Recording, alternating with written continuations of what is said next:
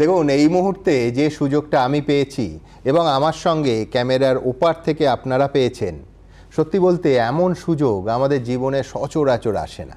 কেন বলছি? যার এক একটা পর্যবেক্ষণ, এক একটা রায়ের এক একটা বাক্য নিয়ে এই অনুষ্ঠানে ঘন্টার পর ঘন্টা আলোচনা চলেছে, সেই সদ্য অবসরপ্রাপ্ত কলকাতা হাইকোর্টের মাননীয় বিচারপতি যদি স্বয়ং এই মুহূর্তে স্টুডিওতে আমার অতিথি হন, নিঃসন্দেহে বহু জিনিস সরাসরি জানতে ইচ্ছে করে এবং এই ঘড়িটাকে সযত্নে একপাশে সরিয়ে রাখতে ইচ্ছে করে। সদ্য অবসরপ্রাপ্ত মাননীয় বিচারপতি বিশ্বজিৎ বসুকে স্টুডিওতে স্বাগত। নমস্কার। নাকি পাবলিক লাইফে স্বাগত বলবো? আমি সে অর্থে কোনোদিনই পাবলিক লাইফ থেকে ডিটাচড হইনি, কিন্তু বিচারপতি হিসেবে একটা ডিস্টেন্স তো মেনটেন করতে হয়। সেই ডিস্টেন্সটা সযত্নে মেনটেন করেছি সব জায়গায়, কিন্তু আমি সবসময় সবার মধ্যে থাকতে পছন্দ করি। বোধহয় এটাই আমার ক্যারেক্টার।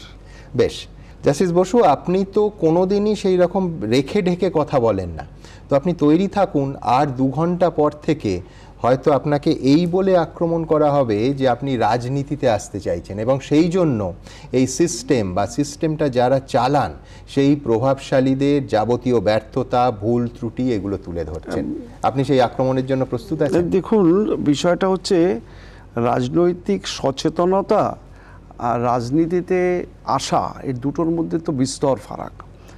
আমি চিরকালই রাজনৈতিক সচেতন এবং আমি মনে করি আমি একজন আইনজীবী যখন ছিলাম এবং পরবর্তীকালে যে কোনো সমাজের যে কোনো অংশের লোক রাজনৈতিক সচেতন তারা সবাই, কিন্তু যে রাজনৈতিক বাতাবরণ আজ ভারতবর্ষে বলবো প্রিভেলিং, তাতে যারা রাজনীতিতে আসলে দেশের উপকার হতো তারা সযত্নে সেটা অ্যাভয়েড করেন। আমি তাদের দলে। বেশ, আপনি বাতাবরণের কথা বলছেন, আপনি কখনো ভেবেছেন যে এখন আপনার বিচারপতি পরিচয়টার আগে একটা অবসরপ্রাপ্ত শব্দবন্ধ বসে গেছে? মানে যে রাজ্যে রায় পছন্দ না হলে সরাসরি রাজনৈতিক দলের মুখপাত্ররা বিচারপতির নাম নিয়ে আক্রমণ করেন, বিচারপতির বাড়িতে রাতে দুষ্কৃতীরা পোস্টার সেঁটে দেয় এবং সেই দুষ্কৃতীদের সিসিটিভিতে ফুটেজ থাকা সত্ত্বেও পুলিশ তাদের ধরতে পারে না অথবা ধরে না, সেই রাজ্যে একজন অবসরপ্রাপ্ত বিচারপতির মুখ খোলাটা কতটা ঝুঁকির? দেখুন, এই ঝুঁকি কি ঝুঁকি নয় সেটা পরের বিচার্য বিষয়। আমি মনে করি আইনজীবীরা প্রত্যেকেই একটু সাহসী অন্যান্য যে কোনো প্রফেশনাল লোকেদের থেকে, এবং সো অলসো সাংবাদিকরা বা যারা জনগণদের নিয়ে ডিল করেন। সুতরাং বিচারপতি যারা, তাদের ক্ষেত্রে না এই ঝুঁকি বা ভয় বোধহয় খুব একটা বেশি কাজ করে না। আমারও সেরকম কোনো কিছু মনেও হয় না। একজন সাধারণ মানুষের মনে কোট আনকোট বিচারপতি বিশ্বজিৎ বসু এই শব্দবন্ধটা যখন ভেসে ওঠে, সবার আগে যেটা ভেসে ওঠে সেটা হচ্ছে শিক্ষা দুর্নীতি। মানে ওই শম্ভু মিত্রের নাটকের ভাষায়, যে দুর্নীতির তল নাই কত বাঁও জল দেখো। তো আপনি বিচারপতি হিসেবে, স্বয়ং বিচারপতি হিসেবে এই শিক্ষা দুর্নীতির মামলার কোনো তল খুঁজে পেয়েছিলেন? দেখুন, বিচারপতি তো তার অর্ডারটা এক্সিকিউট করবে না। বিচারপতি দেখবেন যে এই ভুলটা কোথায় কোথায় গণ্ডগোলগুলো আছে। আমি এবং এই বিষয়গুলো নিয়ে যারা ডিল করেছিলেন, এই শিক্ষা দুর্নীতি, তারা প্রত্যেকেই কিন্তু তল যদি বোঝায় যে কোথায় গণ্ডগোলটা, সেটা ডিটেক্ট করতে পেরেছিলেন। কিন্তু এই তলে পৌঁছানোর কাজটা ঠিক মানে যেটাকে আন্ডু করা, এটার কাজ যাদের উপরে ছিল তারা ব্যর্থ, বা আমি বলবো ইন্টেনশনালি ব্যর্থ। আমি ঠিক এইখানেই আসতে চাইছিলাম যে দেখুন, প্রথমে বাক কমিটির রিপোর্ট একেবারে দেখিয়ে দিল যে দুর্নীতি হয়েছে, স্পষ্ট দুর্নীতি হয়েছে। সেই স্কেলটার একটা আভাসও দিয়ে দিল যে বিপুল পরিমাণ দুর্নীতি হয়েছে। কিন্তু সমাধান কি? সেই পুরনো কথায়, আপনাদের কোর্টের কথাই যেতে হবে যে চাল আর কাঁকড় আলাদা করা। সেই চাল আর কাঁকড় আলাদা করা গেল না, নাকি আসলে যে আশঙ্কাটা সবার মনে উঁকি মারছিল যে কাঁকড়ের স্বার্থ রক্ষা করতে চাল আর কাঁকড়কে ইচ্ছে করে আলাদা করা হলো না? আচ্ছা, এই বিষয়ে আমি যখন বলি আপনাকে একটা কথা, আমার প্র্যাকটিস লাইফটা ছিল মেনলি ওই দেওয়ানি আদালত, মানে দেওয়ানি মামলা, যাকে সিভিল মামলা বলে। ইন পার্টিকুলার আমি খুব মামলা করতাম ম্যাট্রিমোনিয়াল মামলা, এবং সারা ভারতবর্ষে ওই ম্যাট্রিমোনিয়াল মামলা করে বেড়াতাম। আমার কাছে কিন্তু এই শিক্ষা সংক্রান্ত মামলাগুলো সম্বন্ধে আমার কাছে করা ধারণা ছিল যে এটাকে আমি ঠিক আইনের কোনো ব্যাখ্যা মনে করতাম না। তার কারণ কিছু গভর্নমেন্ট অর্ডার, কিছু নোটিফিকেশান, এর উপরে সবটাই রেগুলেটেড হয়। অর্থাৎ আইনের ব্যাখ্যার খুব একটা স্কোপ আছে বলে আমি মনে করতাম না, এবং এ নিয়ে ঠাট্টা ইয়ার্কিও করতাম। অনেক সিনিয়র উকিলবাবু আছেন, আমার বন্ধু বান্ধব যারা জজ সাহেব আছেন, তারা আমাকে বলতো ইউ আর টু টেকনিক্যাল। আর এটা নিয়ে খুব হাসি ঠাট্টা চলতো। কিন্তু একটা পারসেপশন আমার ছিল যে এমপ্লয়ার, পার্টিকুলারলি এমপ্লয়ার যখন স্টেট, সেক্ষেত্রে কনস্টিটিউশনে যে গ্যারান্টি আছে যে পাবলিক এমপ্লয়মেন্টের ক্ষেত্রে একটা পরিচ্ছন্নতা মেনটেন করা হবে। আমি যখন শিক্ষা সংক্রান্ত মামলাগুলো আমার উপরে দায়িত্ব পড়লো, সেটা ডিল করতে গিয়ে আমার পুরনো সব ধ্যান ধারণা বদলে গেল। কীরকম? দুর্নীতি যে এরকম করে হতে পারে আমার এই ধারণা ছিল না। আমি প্রাথমিকভাবে ভেবেছিলাম, হয়তো অনেক দিন আগে ভেবেছিলাম, এই পুরো সিলেকশন প্রসেসটাই সেটা সাইড করতে হবে, এছাড়া উপায় নেই। সেই সময় আমাদেরও তো কমিউনিকেশন হয়, আমার বন্ধু স্থানীয় জজ সাহেব, বন্ধু বান্ধব, তাদের সাথে কথা বলে বুঝেছিলাম একটা ভিন্ন মত আছে যে সবাই দুর্নীতিপরায়ণ নয়। যারা চাকরি পেয়েছে সবাই যে মাস সবাই মিলে দুর্নীতি করে চাকরি পেয়েছে তা নয়। হয়তো বা এই মিশিয়ে দেওয়াটা একটা কোনো উদ্দেশ্য প্রণোদিত মিশিয়ে দেওয়া, যাতে বাছা না যায়। কিন্তু আমি মামলা ডিল করতে গিয়ে বুঝতে পেরেছিলাম যে না, করা যায়। স্বাভাবিক, এরকম এসএসসি সার্ভারের সাথে যেটা সিবিআই রিট্রাইভ করলো সেটা মিলছে না। তো সেটা কি খুব কঠিন ব্যাপার ছিল? আমার তো মনে হয় ছিল না। আচ্ছা, এই প্রসঙ্গে একটা কথা বলি। আমি কোনো একটা মামলায় দেখেছিলাম যে সে মামলাটার অদ্ভুত ছিল, মানে ডেভেলপমেন্টের অদ্ভুত ছিল। একজন অ্যাডভোকেট, তার নাম করছি না, সে বেশ প্রথিতযশা অ্যাডভোকেট, সে একটি ঘটনা নিয়ে বলল যে একজন লোক একটি পার্টিকুলার স্কুলে চাকরি করছে, সে কোনোদিন কোনো সিলেকশন প্রসেসে পার্টিসিপেটই করেনি। আচ্ছা। কিন্তু সে চাকরি করছে। কিভাবে চাকরি করছে? একটু খোঁজ জানা গেল সেই ভদ্রলোক অন্য একজন টিচার যে একটি সিলেকশন প্রসেসের মাধ্যমে চাকরি পেয়েছে, তার রেকমেন্ডেশন মেমোটি নকল করা এবং আর একজনের অ্যাপয়েন্টমেন্ট মেমো নকল করে সেই স্কুলে চাকরি করছে। মাই গড! আমি একটা সিআইডির আন্ডারে একটা সিট তৈরি করি। তারা তাকে একদম ডিটেক্ট করলো, এবং সেই স্কুলে আরও 2-3 জন টিচার ওই রকমভাবে পাওয়া গেল, যারা 5-7 বছর ধরে চাকরি করে যাচ্ছে। আমি খুব আশ্চর্য হয়েছিলাম যে এটা কি করে সম্ভব। যেটা বলছেন, এটা কি মুর্শিদাবাদের গোথা এআর হাই স্কুল? সেখানে তো বোধহয় এই ঘটনাও ছিল যে বাবা স্কুলে ছেলে জালিয়াতি করে চাকরি পায়। এই জালিয়াতির যে ধরন, আমার একটা মনে হয়েছিল, দেখুন, 1-2 জনের জন্য এত বড় একটা প্ল্যান হ্যাচ করা বোধহয় খুব মানে ভায়াবল নয়, মানে ইকোনমিক্যালিও ভায়াবল নয়। তাহলে কি এর মধ্যে আরও একটা সুদূর কোনো রকম দূর পরবর্তী আরও অনেক রকম শিকড় কি অনেক দূর পর্যন্ত? আমি একটা অদ্ভুত অ্যাপ্রোচ দেখেছিলাম। সিআইডির তরফ থেকে বলা হয়, আমাদের কাছে কমপ্লেন আসলে আমরা খুঁজে বার করব। কিন্তু এই কমপ্লেন যে একজন লোক কত রকম এই ঘটনা জানবে। আমার মনে আছে আপনি এজলাসে বসে বলেছিলেন যে এই দুর্নীতিটা 1-2 জনের জন্য হতে পারে না, 1-2 জনের জন্য হতে পারে না। এরকম করতে গিয়ে আরো 2-1টা ডিস্ট্রিক্টে এরকম বিচ্ছিন্নভাবে 2-4 জনকে পাওয়া গেল। তারপরে সে ইনভেস্টিগেশন খুব বেশি দূর এগোলো বলে আমার জানা নেই। এই ধরনের মামলা ডিল করতে গিয়ে আমি একটি ডিরেকশন দিয়েছিলাম যে কমিশনার অফ স্কুল এডুকেশন, বোর্ডের প্রেসিডেন্ট এবং স্কুল সার্ভিস কমিশনের প্রেসিডেন্ট, 3 জনের মিলে একটি কমিটি তৈরি করে দিই। আমি বলেছিলাম যে পশ্চিমবঙ্গে 1 লাখ 1.5 লাখ যে টিচার আছে, তোমরা একটা কমপ্লিট ওয়েবসাইট তৈরি করো, যে ওয়েবসাইটে টিচারদের whole particulars, right from their appointment, date of appointment, the selection process through which they got the appointment, date of retirement, এতে করে কি হবে, মানে পাবলিক ডোমেইনে একদম এমপ্লয়ি ডেটাবেস রয়ে গেল, হ্যাঁ।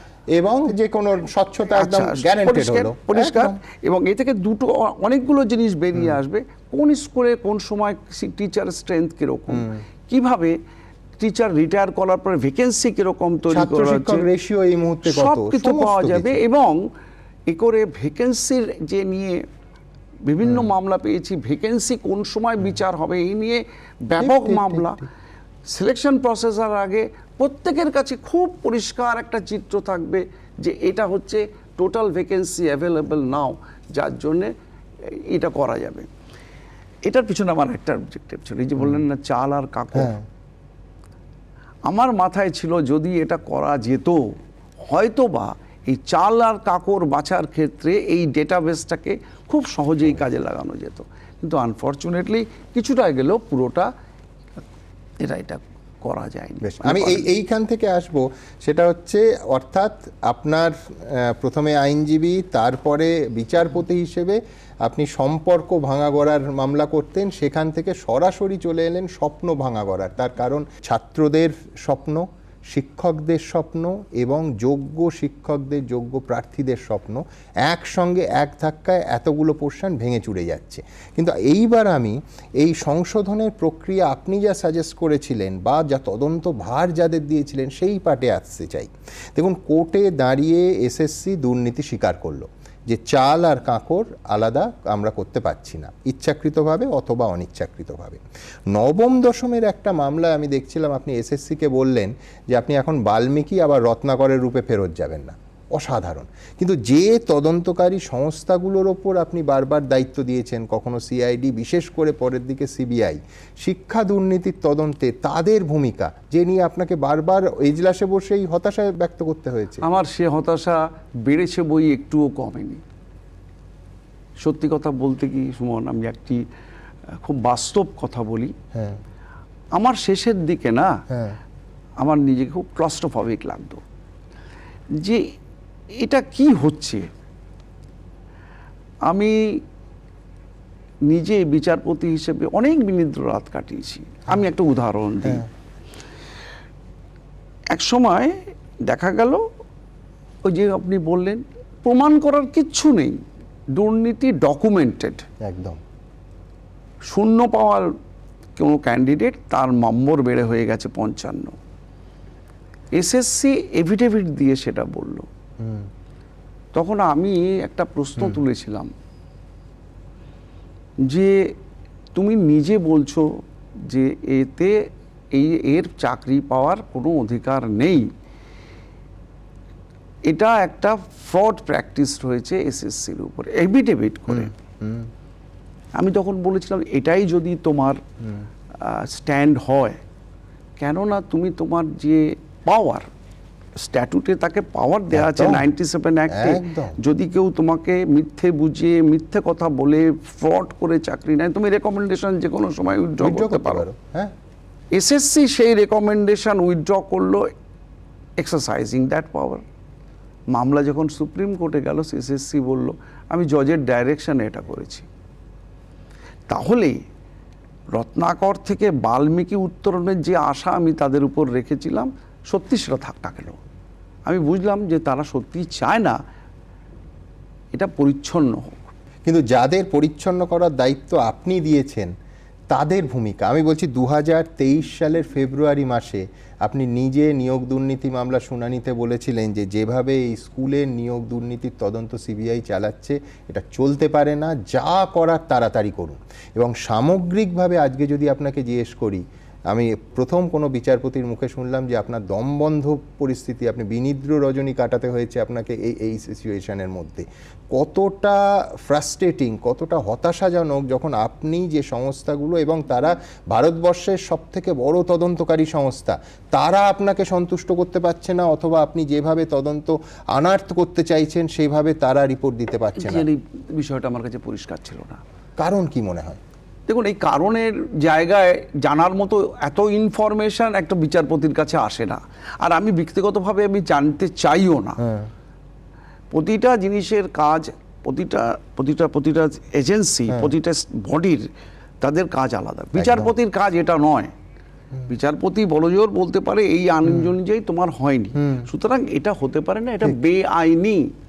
কিন্তু তুমি এই বেআইনিকে কি করে আন্ডু করবে, তার ডাইরেকশন, তার এক্সিকিউশন কখনো বিচারপতি নিজে হাতে নিতে একদম। পারে না। আমি বলছি ধরুন সিআইডি বা এসএসসির যা ভূমিকা সেই নিয়ে সন্দেহ প্রশ্ন আমি বুঝি, তার কারণ এসএসসি তার অবস্থান বদল করছে মারাত্মক, কিন্তু সে তার বডিটাই দুর্নীতি করেছে তাও বোঝা যায়। কিন্তু আমি বলছি যেখানে সিবিআই এর মতো সংস্থা যাদের সঙ্গে সরাসরি, মানে আমি বলছি আমি রাজনৈতিক সুতোতে কোনো যোগাযোগ পাচ্ছি না, তারা ফেল করছে অথবা কাজ করছে না, এটা এবং শুধু আপনি নন, পরের পর কলকাতা হাইকোর্টের মাননীয় বিচারপতিরা তাদের তদন্তে হতাশ হচ্ছেন। এ কি করে সম্ভব, কেন? এইটা দেখুন, এটা সত্যি একটা মিস্ট্রি। এটা আমি একটাই বলতে পারি, সত্যি ভূতের গল্পের মতো। ভূতের গল্পের মতো একদম বিশ্বাস করি আছে, ভয় লাগে, কিন্তু আদতেও দেখিনি কখনো। কেন ঘটনাটা ঘটলো, কেন হলো না, এর কোনো ব্যাখ্যা আমি নিজের যুক্তি দিয়ে করতে পারিনি। আজকে একটি মামলায় সিবিআইকে দায়িত্বভার দেওয়া হলো, সেই মামলা সুপ্রিম কোর্ট গেল, সিবিআই সেই মামলায় অ্যাপিয়ার করলো না। কি করবেন জজ সাহেব, নিজে গিয়ে তার জন্য সওয়াল করবেন? এটা এই হওয়া উচিত?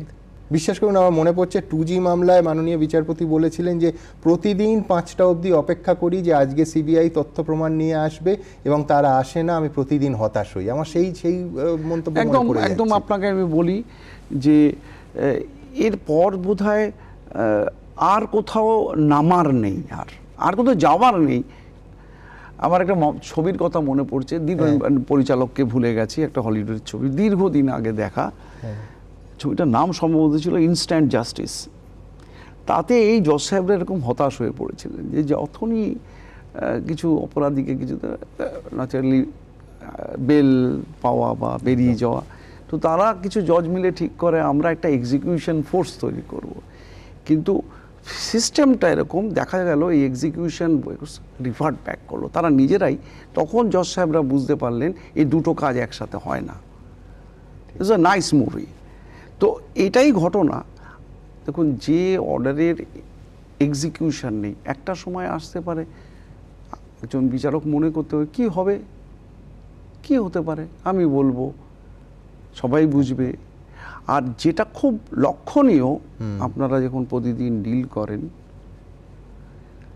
দুর্নীতি বা নীতির দিক দিয়ে স্ট্যান্ডার্ড, যেটা আমি পার্টিকুলারলি বাঙালি সমাজের ক্ষেত্রে বলবো, যেটা কখনো বাঙালি, মধ্যবিত্ত বাঙালি বা বাঙালি অ্যাজ সাচ মেনে নিতে পারতো না, কিন্তু আজ কিন্তু কিরকম যেন ওটা অ্যাকসেপ্টেবিলিটির জায়গায় চলে এসেছে। আপনি বলছেন বাঙালির আজকের দিনে দাঁড়িয়ে দুর্নীতিটা গাছ হয়ে গেছে, একদম গাছ, এটা মারাত্মক ব্যাপার, মারাত্মক সামাজিকভাবে এটা মারাত্মক ঘটনা। কিন্তু যে ও তো হবেই, ও তো হবে, কিছু হতাশার লক্ষণই খালি নয়।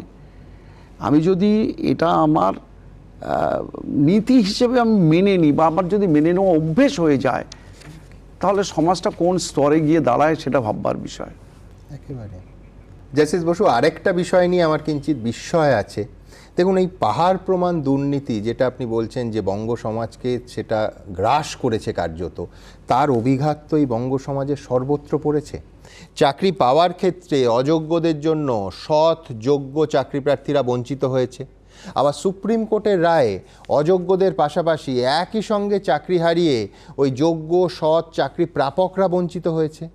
এই ডামাডোলে বছরের পর বছর পরীক্ষা না হওয়ায় নতুন চাকরি প্রার্থীরা বঞ্চিত হয়েছে। এরা সবাই অন্তত আদালতে মামলা করার সুযোগ পেয়েছে, এজলাসে তাদের কথা বিভিন্ন সময়ে শুনানিতে আলোচনা হয়েছে। কিন্তু আরেকটা পক্ষ আছে যারাও চূড়ান্ত বঞ্চিত, প্রায় একটা প্রজন্ম যাদের শিক্ষার ভিত্তা নড়বড়ে হয়ে গেল। টাকা দিয়ে শিক্ষকের চাকরি কেনা এক শ্রেণীর জালিয়াতদের হাতে পড়ে যাদের ভবিষ্যৎটা চিরকালের মতো লজ্জরে হয়ে গেল। জাস্টিস বসু, তাদের হয়ে তো কেউ মামলা করলেন না। দিনের শেষে বাঙালিকে দুর্নীতির সব থেকে বড় শিকার ওই ছাত্রছাত্রীদের কথাটাই ভুলে গেল।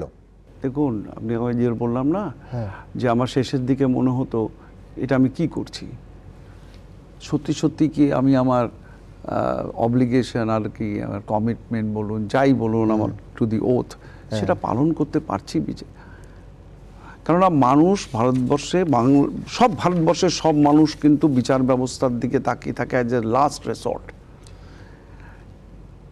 এই পুরো শিক্ষা ব্যবস্থার বেনিফিশিয়ারিকে স্টুডেন্ট, কিন্তু আমার প্রতি মুহূর্তে মনে হয়েছে পুরো বেনিফিশিয়ারি হচ্ছে কারা না, একমাত্র শিক্ষকের চাকরি সন্তান, চাকরির তাদের যে আর্নিং এই ব্যাপারটার সাথে জড়িত। স্কুলে একটা বাচ্চা, এখন আপনাকে বলতে হবে এই যে মাধ্যমিক উচ্চ মাধ্যমিক স্কুল, এই স্কুলগুলো এখনো বাংলার মেন স্ট্রাকচার, এডুকেশনের মেন স্ট্রাকচার, একদম শীট দ্বারা। সেই সব স্কুলগুলো কিভাবে এফেক্টেড হচ্ছে ছাত্রদের কথা কেউ বললো একজন এসে? একটি মামলাও আমি পাইনি যে কেউ এসে ছাত্রদের কথা বলছে। হ্যাঁ, কীরকম হয়েছে, ইনসিডেন্টালি যখন ছাত্রের ইন্টারেস্টের কথা উঠেছে তখন কোর্ট অ্যাক্টিভ হয়েছে। আমি আপনাকে বলতে পারি শিক্ষক সমাজে একটা গ্রিভান্স আছে, আমার অ্যাপ্রোচ টুয়ার্ডস আপনার ট্রান্সফার। আপনি যদি স্ট্যাটিস্টিক্স নেন, এই উচ্চশ্রী বলে যে পোর্টালটা তৈরি হয়েছিল সায়েন্টিফিক, কিন্তু তার অপব্যবহারে গ্রামের স্কুলগুলো ফাঁকা হয়ে গেল, শহর এবং শহরতলির সব স্কুল ভর্তি হয়ে গেল। কিসের জন্যে? কেন আরবান ফ্যাসিলিটিসগুলো পাওয়ার জন্যে। আপনি স্কুল দেখুন, কলকাতা শহরের সব বাংলা মিডিয়াম স্কুলগুলোতে এমন স্কুল আছে 5 জন ছাত্র 10 জন টিচার, টিচার্স রুম ভর্তি, ক্লাসরুম ফাঁকা। অথচ উচ্চশ্রী পোর্টালের উদ্দেশ্যটা ঠিক উল্টো হওয়ার কথা ছিল। ঠিক তাই, যে আমি বিকেন্দ্রীকরণ করব, যেখানে বেশি সেখানে নিয়ে গিয়ে, যেখানে এই যে আপনি বললেন যে বিকেন্দ্রীকরণ, যখন আমি এই মামলাগুলো ডিল করছি সেই সময় আমার নোশন এটাই ছিল যে তোমার it is incident of your service, এরম করে হবে না। কিন্তু এর মধ্যে কতগুলো রুলস করা ছিল, রুলকে এমনভাবে ইন্টারপ্রেট করা হলো যেন transfer as a matter of right. School চুলোয় যাক, 3000 স্টুডেন্ট, একজন ইংরেজির টিচার, একজন অঙ্কের টিচার। আপনি সিচুয়েশনটা ভাবতে পারছেন? এইরকম প্রপোর্শনে আপনার মনে থাকবে আমেরিকান প্রেসিডেন্টও কিভাবে রিঅ্যাক্ট করেছিল। তো এই পরিস্থিতিতে আমি একটা সাজেশন দিয়েছিলাম, রেশনালাইজেশন প্রোগ্রাম, যে রেশনালাইজ করা হোক পিটিআর, মানে পিপল টিচার রেশিও অনুযায়ী রেশনালাইজ করা হোক শিক্ষকদের ডিস্ট্রিবিউশন।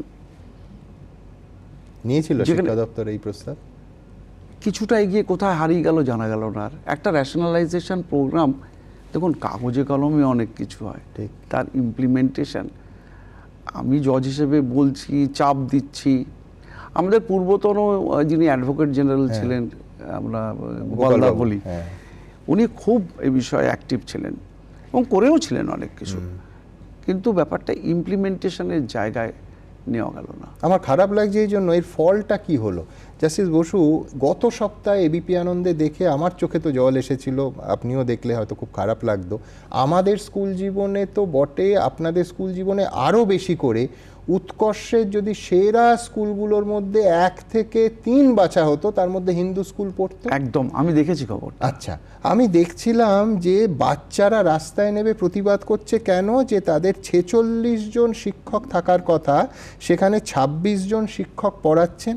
এই বছরের শেষে সেটা 23-এ নেমে যাবেন এবং ওই ছাত্র শিক্ষক রেশিও হচ্ছে 1:80 এবং এই স্কুলের চাঙর খসে পড়ছে হিন্দু স্কুলে। ল্যাবের অবস্থা তথৈবচ, চূড়ান্ত অস্বাস্থ্যকর ওয়াশরুম বা টয়লেট। এই যদি হিন্দু স্কুলের হাল হয়, তাহলে একটা জেলার সাধারণ স্কুলের, তত নামই নয় এরম স্কুলের কি অবস্থা? আমি দুটো সূত্র আপনাকে দেব। দেখুন, হিন্দু স্কুল, আমাদের সময় হিন্দু স্কুলে কোনো ছাত্র আত্মীয় স্বজন বা অন্যদের, হিন্দু স্কুলের ছাত্র তো মানে সে একটা অন্য লেভেল, চোখে দেখা। আর হিন্দু স্কুলের টিচার তো কুলিং টিচার। এই স্কুলটা খারাপ হওয়ার শুরু কিন্তু আজকে নয়। যতটুকু আমার ইনফরমেশন, যেদিনকে থেকে ওই লটারি পদ্ধতি চালু হলো সেদিনকে থেকে 100% লটারি, সেদিনকে থেকে স্কুলের তার উৎকর্ষ হারাতে শুরু মান করলো। পড়তে শুরু করলো আপনি বলছেন। আমি জানি না কি উদ্দেশ্যে এটা করা হয়েছিল। কিছু প্রিমিয়ার স্কুল রাখা যায় না, হিন্দু, হেয়ার, টাকি, এসব কী সব স্কুল ছিল। কলকাতা শহরের স্কুলের স্ট্যাটিস্টিক্স যদি দেখেন, কত স্কুল বন্ধ হয়ে গেছে। একদম। তাহলে শিক্ষা দপ্তরের তো একটু চিন্তা করা উচিত, রিভিজিট করা উচিত। এই সূত্র ধরে যদি আপনি সিলেবাসের কথায় আসেন, আগে মাধ্যমিকের সিলেবাস, 12-এর syllabus ICSE, CBSE board follow করতো। এখন আপনি সিলেবাস লাস্ট রিভাইজ হয়েছে কবে? এগুলো কি ছাত্র ঠিক করবে? ঠিক। তাহলে এডুকেশন ডিপার্টমেন্টটা আছে কিসের জন্য? আপনার যন্ত্রণার কথা কি বলবো, এই ভুয়ো জালিয়াত শিক্ষক, মানে জালিয়াত আর শিক্ষক এটা পাশাপাশি ব্যবহার করতে হচ্ছে, এটাই আমাদের লজ্জা। আমি বলছি এর যা ছবি জেলা জেলা থেকে এসেছিল, যে ছাত্র অঙ্ক জিজ্ঞেস করলে মাস্টারমশাই তো টাকা দিয়ে চাকরিটা পেয়েছে, মারছে ছাত্রছাত্রীকে, তারা কমপ্লেন করছে, তারা রাস্তায় নামছে একের পর এক। আমি বলছি যে ছবি সার্বিক শিক্ষা ব্যবস্থা বাংলা মাধ্যম স্কুল, আর উল্টো দিকে কয়েনের উল্টো দিকে যদি ইংরেজি মাধ্যম স্কুলগুলোকে একটু দেখা যায়, ব্যাঙের ছাতার মতো পাড়ায় পাড়ায় গজিয়ে উঠলো। চূড়ান্ত শোষণ, মানে শিক্ষক শিক্ষিকারা ন্যায্য বেতন পাচ্ছেন না। সব থেকে বড় কথা, মানের ঠিক নেই, কি ইংরেজি শেখানো হচ্ছে কেউ জানেন না। সব থেকে যেটা মারাত্মক সেটা হচ্ছে যে অ্যাব্রাপ্ট ফিজ হাইক, কোনো আলোচনা নয়, এবং ভাবটা এরকম যে দিতে পারলে দাও, নয়তো ছেলে মেয়েকে নিয়ে সোজা বিদায় হও। আমি বলছি এর তো কোনো আচ্ছা, সলিউশন। আপনি এই ইংরেজি মাধ্যম স্কুলে যাওয়ার আগে একটু আগে যেটা বললেন, যে ছাত্রদের কথা সত্যি ভাবার জন্যে, বা কেউ ভেবে এসে একটা মামলা হয়েছে বলে অ্যাটলিস্ট আমার কোর্টে হয়নি। এই যে ইনফ্রাস্ট্রাকচারাল ডেভেলপমেন্ট, আমার যেরকম দু একটা হঠাৎ করে আপনার সাথে কথা বলতে বলতে মনে পড়লো, এই যে ট্রান্সফারের ইস্যুতে একটি মামলা আমার কোর্টে হলো। তাতে জানা গেল একমাত্র টিচার, তিনি ট্রান্সফার নেবেন, তার যে অনেক রকম অসুবিধা আছে। সে বললো আমার মেয়ে ছোট, ছেলে ছোট, এরকম একটা কি বললো। তখন আমি বললাম আপনার মেয়ে ছোট, সত্যিই তো আপনার ছেলে মেয়ে ছোট, আপনার কটি ছেলে মেয়ে? তখন সে বললো আমার একমাত্র ছেলে, আমার মেয়ে কি বলেছিল। আমরা কে বললো? আপনার স্কুলে 900-950 স্টুডেন্ট, প্রত্যেকেই তো আপনার ছেলে মেয়ে, তো আপনি তাকে ছেড়ে চলে যাবেন একটা ছেলে মেয়ের জন্য, এটা তো ঠিক না। এটা বলতে গিয়ে তখন এখানকার হেডমিস্ট্রেস যেটা সে জানালেন, যে সেই মেয়েদের স্কুলে না আছে একটা ওয়াশরুম, স্কুলটি একটি স্টেশনের কাছাকাছি সম্ভবত, সবাই স্কুলটাকে ব্যবহার করে সাইকেল স্ট্যান্ড হিসেবে, সারাদিন লোক ঢুকছে বেরোচ্ছে। তখন স্কুলের মধ্যে আমি কোর্টে বুঝে এই একে ডিআইকে ডাইরেকশন দিয়ে শিক্ষা, তাদের স্কুলকে একটা ভদ্রস্থ ওয়াশরুম বাচ্চাগুলোর জন্যে, মেয়েদের জন্যে, আর ওখানকার পুলিশ অধিকারীদের বলে যে স্কুল আওয়ার্সে অন্ততপক্ষে একটা সিভিক ভলেন্টিয়ারকে গেটে দাও, যাতে করে মেয়েগুলো অন্ততপক্ষে যাতে সিকিওর থাকে। আদিবাসী স্কুল, তার হোস্টেল হয়েছে, এগুলো কিন্তু কোনো মামলা নয়। অন্য মামলার ক্ষেত্রে ইনসিডেন্টালি যখন সেটা আসছে, তখন কোর্টকে প্রোঅ্যাক্টিভ হতে হচ্ছে। সে হোস্টেলের বাউন্ডারি নেই, হেডমিস্ট্রেস বললাম আমি আমার মেয়েদের ওখানে রাখার সাহস পাচ্ছি না। তারপরে সেই ডিপার্টমেন্টকে ধরে সেখানকার বাউন্ডারি দেওয়ার পর সেটা একটা ভদ্রস্থ রূপ পেল। আমি পুরো করার পরে সেটার আবার আলাদাভাবে রিপোর্ট নিয়ে জানতাম কাজটা হলো। তো দেখুন, এটা তো বিচারকের কাজ না। ঠিক, আমি এই জন্যই এইখানেই আসতে চাইছিলাম যে কেউ বলতেই পারেন যে এটা তো আদালতের অতি সক্রিয়তা। বিচারপতি তো, মাননীয় বিচারপতি তো স্কুল ইন্সপেক্টর নন, অথচ সেই কাজটা মাইক্রো লেভেলে গিয়ে মাননীয় বিচারপতিদের করতে হচ্ছে। আমার আরেকটা মনে পড়ছে, সম্ভবত ফণীন্দ্র দেব বিদ্যালয় জলপাইগুড়িতে, আপনি সোজা একবার ওই স্কুল ইন্সপেক্টরের কথা মনে পড়লো, সোজা চলে গেছিলেন, কি দেখলেন? আর তার থেকে বড় প্রশ্ন যে যেতে হয়েছিল কেন? দেখুন, ওই স্কুলটা পাস করে আমার সার্কিট বেঞ্চে যেতে হয়। আচ্ছা। আমার ড্রাইভার একদিন আমাকে বললো আপনি একটা জিনিস দেখবেন। মানে কি? বলে দেখুন কীরকম কী পড়ে আছে। আমি বললাম কী এত? ওই স্কুলের থেকে সব ভাত ঠাত ফেলা ঠেলা, মিড ডে ওটা মিড ডে মিলের কিরকম উদাহরণ ছিল। তো আমি একদিন বললাম যে স্কুলটার এই দশা কেন? আমি না স্কুলটায় ঢুকে পড়লাম। আচ্ছা। আমি একটু ডিআইকে খবর দিয়েছিলাম যে আপনি একটু চলুন আমার সাথে। সত্যি ভদ্রমহিলা, খুবই অ্যাক্টিভ ভদ্রমহিলা, উনি আমার সাথে গেলেন। আমি সেদিনকে গিয়ে দেখলাম ঠিক সেদিনকে বোধহয় 32 জনের মধ্যে half of the teacher is absent. আচ্ছা, অ্যাবসেন্ট কেন? কেউ কেউ বলে মাধ্যমিকের খাতা আনতে গেছে। আমি তৎক্ষণাৎ বোর্ডের সাথে যোগাযোগ করি, কোর্টের মাধ্যমে গিয়ে তাকে জানতে চাই, বোর্ডের উকিলবাবুকে, খাতা আনতে গেলে সারাদিন স্কুল কামাই করতে হবে বা অন্য সময় আনা যাবে না? স্কুল আমি তখন জানতে পারলাম, স্কুল আওয়ার্সের পর। আপনি খোঁজ নিয়ে দেখবেন, এটা বোধহয় আগে ছিল ওই হেড এক্সামিনারের বাড়িতে গিয়ে আনতে হয়। বোর্ড বোধহয় পরবর্তীকালে ব্যবস্থা করেছিল একটা নিয়ার অ্যাবাউট পয়েন্টে, সেখান থেকে তুমি সবাই আচ্ছা। করবে। সুতরাং এটা একটা প্লি মাত্র, কারণ ওটা একটা ছুটি পাওয়া যায়। অর্থাৎ আপনি সবসময় নিয়ম করে করবেন সেটা তো আর হতে পারে না। ঠিক। আমি সেই স্কুলে গিয়ে এরকমও দেখেছি যে ডিআই দেখছে খাতা, যে কি গতকাল একজন টিচারের অ্যাবসেন্ট দেখছি, তিনি বললেন আমি সই করে দেবো। তো আমি তখন বললাম, আপনি যদি কালকেরটা আজকে সই করতে পারেন তাহলে তো আপনার আসার প্রয়োজন নেই, না এসেও তো আপনি সই করতে পারেন। তখন আমি একটু খুব লুজলি বলেছিলাম, আপনারা ওই যে আছে না ইয়ে করে যে অ্যাটেন্ডেন্স করা যায়, যেটা পুরো ডিআই অফিসের সাথে কানেক্টেড একদম থাকবে, কার্ড পাঞ্চিং টাইপের, একদম সেটা ডিআই। আজকের দিনে খুব একটা অসুবিধা নাই, স্কুলে যদি ওরকম thumb impression, biometric থাকে attendance। তাহলে তো ডিআই অফিস পুরো জিনিসটা মেনটেন করতে পারে, একদম। কজন কখন এলেন। এই সিস্টেমগুলো ডেভেলপ করা কিন্তু খুব কঠিন কাজ কিছু না।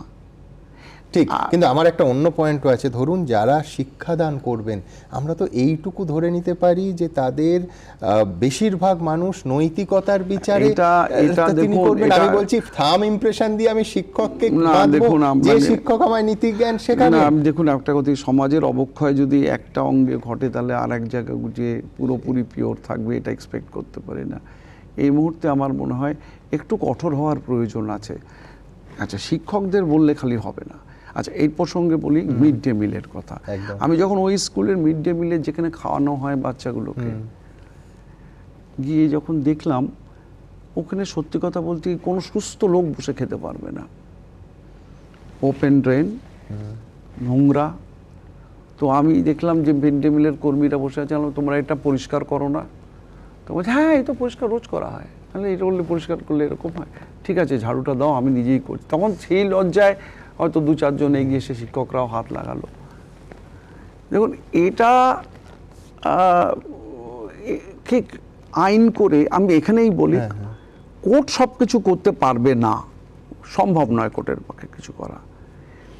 পুরোনো কালে একটা জিনিস ছিল স্কুলের ইন্সপেকশন, স্কুল ইন্সপেক্টর আসছে আজকে স্কুলে, একদম বোধহয় আমি সত্যজিৎ বাবুরই ছবিতে একটা খুব সুন্দর ইয়ে আছে, স্কুল ইন্সপেকশন লাস্ট কবে হয়েছে একটা স্কুলে জিজ্ঞেস করুন। এমনও গেছে, আমি একটা পার্টিকুলার ডিস্ট্রিক্টে যখন আমি ডিআইকে বললাম আমাদের গাড়ি নেই, হয়তো ব্যক্তিগত উদ্যোগে আমি ডিএমকে বললাম ওনাদের একটা অন্ততপক্ষে মাসে 2-3 দিন গাড়ি দিন, যাতে করে ওনার স্কুলগুলোতে ইন্সপেক্ট করতে পারেন। একটু ইনফ্রাস্ট্রাকচারাল ল্যাকিংস আছে। শিক্ষা না বাঁচালে কি সমাজটা বাঁচবে? কিন্তু আমি বলছি, আপনি শিক্ষা বাঁচানোর কথা বলছেন, যে সরকারের অগ্রাধিকারের তালিকায় শিক্ষা বিষয়টাই কি অনেকটা পিছিয়ে গেছে না? আমি ধরুন দুটো উদাহরণ দিচ্ছি। ধরুন আমাদের রাজ্যে প্রতি বছর কোনো না কোনো ভোট হয়, ভোট মানেই কেন্দ্রীয় বাহিনী, জেলায় তারা কোথায় থাকবে না স্কুল বাড়িতে, ব্যাস সপ্তাহের পর সপ্তাহ স্কুল বন্ধ, কেন্দ্রীয় বাহিনীর জওয়ানরা স্কুলে দাপিয়ে বেড়াচ্ছে। আবার এই রাজ্যেরই বহু স্কুল বাড়ি বা স্কুলের মাঠে বিয়ে বাড়ি ভাড়া দেওয়া হচ্ছে, মাঠে রাজনৈতিক সভা হবে বলে স্কুল বন্ধ থাকছে। আপনারই বিখ্যাত রায় আছে, পূর্ব মেদিনীপুরের কালী পুজোর অনুষ্ঠান আর মাচা হবে বলে স্কুল বন্ধ আছে 15 দিন, সঙ্গে ফাও চূড়ান্ত শব্দ দূষণ। ভাবা যায় ছেলে মেয়েদের পড়াশুনো প্রায়োরিটি লিস্টে কোথায় আছে? এই উদাহরণগুলো বোধহয় পরিষ্কার দেখাচ্ছে। উদাহরণ দিয়ে আপনি যেটা বললেন, আমি জিজ্ঞেস করেছিলাম তোমাকে এতে পারমিশনটা দিল কে? পুজো কমিটি তোমাকে এই স্কুলের মাঠ ব্যবহারের পারমিশন দিল কে? আমি জানতাম সে যদি বলে অন্য কোনো প্রশাসন তাহলে বলা যেত, কিন্তু তাহলে স্কুল হেডমাস্টার। আমি হেডমাস্টার যার সাথে কোনোখানে স্কুলের কোনো অ্যাক্টিভিটি ছাত্রদের জড়িত নয়, সেখানে স্কুল হেডমাস্টার কি করে পারমিশন দেবে? বিশ্বাস করুন, আমাকে এরকম অর্ডার দিয়েছে যে এখন তুমি করে ফেলেছো, হ্যাঁ। কালী পুজোর 2 দিনের মধ্যে সব খুলবে, আর হেডমাস্টার ইজ পার্মানেন্টলি রেস্ট্রেইন। কোনো পারমিশন দেওয়া যেটার সাথে স্কুল বা ছাত্রদের কোনো রকম অ্যাক্টিভিটিস রিলেটেড নয়, এরম কোনো পারমিশন দিতে পারবে না। যদি সে দেয় তাহলে বোর্ড যেন তার বিরুদ্ধে ডিসিপ্লিনারি অ্যাকশন নেয়। অ্যাটলিস্ট আমি একটা আশায় এই জিনিসটা একদম। করা গেল। এই বার্তাটা কারণ যাবে। একটা স্কুলকে বন্ধ করাই তো সব নয়। আর আপনি যেটা বলছেন যে সত্যি সত্যি তো পুরো ব্যবস্থাটাই তো মানে ফোকাসটাই নড়ে গেছে। কেন্দ্রীয় বাহিনী আসবে, কেন্দ্রীয় বাহিনী থাকবে, ইলেকশন কমিশন হিউজ বডি, কেননা তাদের এটাকে অন্যরকম একটা স্কুলকে স্কুল বন্ধ করে এটা করতে হবে। আর দেখুন প্রতিটা প্রোগ্রাম, আমি হেডমাস্টারদের জানি, তাদের পড়ানোর জায়গার ফোকাস পুরোপুরি নড়ে গেছে। মিড ডে মিলের চালের হিসাব, বিভিন্ন প্রোগ্রামের ডিটেল হিসাব, তারা পড়াবেটা কখন? যদি একজন হেডমাস্টারকে নিখতি ধরে ধরে হিসাব রাখতে হয়, না হলে সে একটা he is expose to any danger যদি হিসাব না মেলে, তাহলে সে কোন সময়ে ফোকাস করবে যে আমার স্টুডেন্ট কজন এবং পরীক্ষা দিচ্ছে? সরকারি প্রকল্পের মানে একেবারে তাকে বেসিক্যালি একটা ক্ল্যারিক্যাল কাজ করতে হচ্ছে, যে সরকারি প্রকল্পের নথিবদ্ধকরণের কাজ। তার মানে কি- ইটসেলফ আ ফুল টাইম জব। আমার দুটো জিনিসেতে ইনফারেন্স হতে পারে। আইদার শিক্ষকরা বসে থাকেন, তাদের হয়তো অঢেল সময়, তাই তারা ওই কাজটা করবে, অথবা ওগুলো করতে হবে না, এই কাজগুলো করো। তাই এটা তো বাস্তব। শিক্ষকরা তো সত্যিই বসে থাকেন না, তারা তো তাদের সাধ্যের এইটার মধ্যে চেষ্টা করছেন তারা। কিন্তু তাদেরকে যদি বলা না না দরকার নেই, তুমি এই জিনিসগুলো করো, এটা নথিভুক্ত করাও, কোথায় কে কত সাইকেল পাবে, কোথায় কে ইয়ে করবে, এইগুলোর হিসাব রাখো। আমি জেলার জানি না, কিন্তু কলকাতা শহরের কতগুলো স্কুলে পার্মানেন্ট ক্লার্ক আছে, আপনি খোঁজ নেবেন। মানে আমি বলছি ভয়ঙ্কর ফিগার কলকাতা শহরে। সমস্ত তো হেডমিস্ট্রেস এবং দিদিমণিরা চালান কার্যত। এই আপনি যা বলছেন, এই সমস্ত ক্লারিক্যাল কাজটা আলটিমেটলি ক্লাসের বিনিময়ে করতে হচ্ছে মাস্টারমশাইদের। মাস্টারমশাইদের করতে হচ্ছে। আর আপনি বলবেন স্কুলের মাঠ ব্যবহার করা, এই মুহূর্তে আমার মনে পড়ছে যে একটি স্কুলের, প্রাথমিক স্কুলের খেলার মাঠ, সেটা খুঁড়ে একটা তৈরি করা হচ্ছে ওখানে। কি এই প্রকল্পের কি কাজ? তো গ্রাম থেকে একজন লোক সে মামলাটি করে বলল, এই তো স্কুলের একমাত্র প্রাথমিক স্কুলের খেলার মাঠ, সেটা এগুলো কোর্টকে সেখানে ইন্টারফেয়ার করতে হচ্ছে। রেস্টোর করো এই মুহূর্তে, স্কুলের খেলার মাঠকে তুমি এইভাবে ব্যবহার করতে পারো না।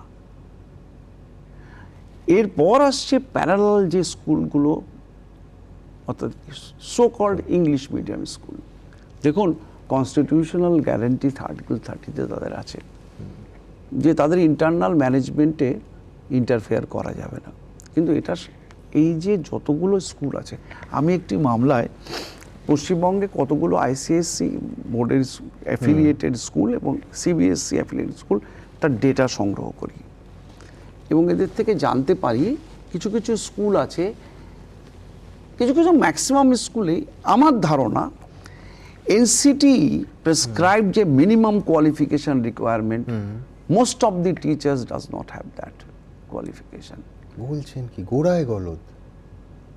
এবার যখন স্টেটকে জিজ্ঞেস করলাম, স্টেট হেজিটেন্ট, আমাদের এডুকেশন ডিপার্টমেন্ট হেজিটেন্ট, কেন ওদের প্রোটেকশন আছে। ইন্টারনাল ম্যানেজমেন্ট তো অন্য জিনিস, কিন্তু তুমি আমার রাজ্যে আমার কে পড়বে, আমার বাচ্চার গুলো পড়বে, তো স্কুলের স্ট্যান্ডার্ডটা ঠিক আছে কিনা সেটা দেখার দায়িত্ব তো এডুকেশন ডিপার্টমেন্ট অ্যাভয়েড করতে পারে না। অনেক চাপাচাপির পর এই ফিজ হাইকের ব্যাপারে, অ্যাব্রাপ্ট ফিজ হাইক নিয়ে কিছু মামলা হয়েছিল। আমরা সবাই জানি কোভিডের সময় বাস চলেনি, কিন্তু কোভিডের সময় বাসের ফিজ স্কুলের স্টুডেন্টদের থেকে আদায় করা হয়েছে। এই সব মামলার মাধ্যমে যখন জানা গেল, তখন সরকারকে আমি বারবার অনুরোধ করি, এডুকেশন ডিপার্টমেন্টকে, ডু সামথিং। রাজস্থানে একটা আইন আছে, যে আইনে যতদূর আমি জানি সে আইনটা সুপ্রিম কোর্টে র্যাটিফাইড, এই যে ফিস কন্ট্রোলের জন্য যেরকম মেডিকেল কমিশন, বেশ, ইলেকট্রিসিটি রেগুলেটরি কমিশন, সেরকম একটা কমিশন তৈরি হবে। সেই বিল মাননীয় রাজ্যপালের কাছে বোধহয় এখনো পড়ে আছে। তাতে একটা স্ট্রাকচার করা হয় যে গ্রিভান্স গার্জিয়ানরা জানাতে পারবেন, এত পার্সেন্টের ফিস বেশি ফিস বাড়ানো যাবে না। কিন্তু সেটা কিন্তু আইন এখনো হলো না। কেন হলো না জানি না। আসলে এটাও প্রায়োরিটির প্রশ্ন। আমি বলছি যে প্রায়োরিটি লিস্টে শিক্ষা কোথাও নেই। অতিরিক্ত গরম পড়েছে, ঠান্ডা বেশি মনে হচ্ছে, সবার আগে দেখবেন স্কুল বন্ধের সার্কুলার বেরিয়ে যায়। কলকাতায় বেশি বৃষ্টি হয়েছে, সত্যিই বেশি বৃষ্টি হয়েছে, উত্তরবঙ্গ খটখটে শুকনো, কিন্তু গোটা রাজ্যের স্কুল বন্ধ হয়ে গেল। এ তো রোজ প্রতি বছর হচ্ছে। সবার আগে স্কুলটি বন্ধ করে দাও। দেখুন, স্কুলের ক্যালেন্ডারটা তো অনেক আগেই তৈরি হয়। এই স্কুলের ক্যালেন্ডারটা তো এক্সপেক্টেড অত্যন্ত সায়েন্টিফিক ওয়েতে তৈরি করা হয়। এবং এই যে স্কুল বন্ধ হয়ে গেল, খুললো, এতে তো আমার মনে হয় শিক্ষকদের কোনো সে নেই। আমি বিশ্বাস করি না শিক্ষকরা খুব সন্তুষ্ট যখন তখন স্কুল বন্ধ হয়ে যাওয়াটা কোনো শিক্ষক সমর্থন করেন না। না, তার কারণ হচ্ছে যে ওই অল্প সময়টা তো কমে যাচ্ছে, তাকে তো সিলেবাস শেষ করে বাচ্চাগুলোকে তৈরি করতে হবে। তিনি কি করে সন্তুষ্ট হবেন? একদম, মানে আপনি যেটা বললেন না প্রায়োরিটি লিস্টে, একদম আমার শিশুদের, আমার নাগরিককে আমি শিক্ষিত করব। যদি না আমার মাথায় থাকে যত জানে তত কম মানে, তাহলে তো ঠিক আছে। কিন্তু খালি এইরকমভাবে ইংরেজি পড়াইনি আগে, আমরা এখন তুলে দেওয়া, এটা এভাবে দায় এড়ানো যায় না। ঠিক, দায় এড়ানো যায় না। শিক্ষকদের যদি শিক্ষার বাইরে সব, দেখুন এটা খুব কঠিন কাজ। কি মিড ডে মিলের প্রোগ্রাম, কোনো একজন নোডাল অফিসার বা কাউকে পয়েন্ট করে যে মিড ডে মিল প্রোগ্রামগুলো মেনটেন করবে, হ্যাঁ অফকোর্স হেডমাস্টার তাকে সাহায্য করবে, কিন্তু হেডমাস্টারকে যে কত কিলো চাল, কত কিলো ডাল, কতখানি আলু হিসাব ধরে ধরে রাখতে হয়। না, কঠিন কাজ তো নয়। ধরুন, মানে একটা বাচ্চা যখন স্কুলে যাচ্ছে তাকে একটা ন্যূনতম স্বাস্থ্যকর শৌচাগার দেয়া, এটা তো খুব কঠিন কাজ নয়। কলকাতা শহরে কতগুলো স্কুলের স্বাস্থ্যকর টয়লেট আছে বলুন তো? আমি তো জেলায়, তো তারপরে আমি হিসেবে আসছি। এ তো রোজ হিন্দু স্কুলের ওই দিনই দেখছিলাম বাচ্চাগুলো বলছে যে একজন সাফাই কর্মী, সেই একজন সাফাই কর্মীও বোধহয় আর কয়েক মাসের মধ্যে রিটায়ার করে। না, আরেকটা জিনিস আছে জানেন, আমার যতদূর মনে হচ্ছে সাফাই কর্মী বলে কিছু নেই। স্কুল তার নিজের ফান্ড থেকে একদম ফান্ড থেকে এই সাফাই কর্মীকে নিয়োগ করে। আমি অনেক জানি যারা শিক্ষকরা নিজেদের পকেটের পয়সা দিয়ে এইসব সাফাই কর্মীদের নিয়োগ করে। এর কোনো ডেফিনিট একটা কি বলবো প্রোগ্রাম স্ট্রাকচারও নেই যে এটা এইভাবে এই প্রবলেমগুলো এইভাবে অ্যাড্রেস করা যায়। এরপরে দেখুন so called English medium school, এই পাড়ায় পাড়ায় কিন্ডারগার্টেন স্কুল, কোনো স্ট্যাটিস্টিক্স আছে সরকারের কাছে? এই যে টডলার্স, তারা যে স্কুলগুলোতে যাচ্ছে, কিরকম ধরনের স্কুলে যাচ্ছে? কাউকে না কাউকে তো একটা অথরিটি থাকলে মনিটরিং দরকার হয় না, একটা অথরিটি আছে, এটাই যথেষ্ট। একদম, একটা স্কুল খুলে বসছে 10x10 একটা ঘরে, তাতে না কোনো ব্যবস্থা আছে, আর বাচ্চাগুলো সকালবেলা মায়ের হাত ধরে সব জায়গায় যাচ্ছে। কিছু জিনিস এনফোর্স করা যায় না? দেখুন, খালি শিক্ষা দুর্নীতি যে শিক্ষা ব্যবস্থাকে ধ্বংস করছে তা নয়, এর মূল অনেক গভীরে।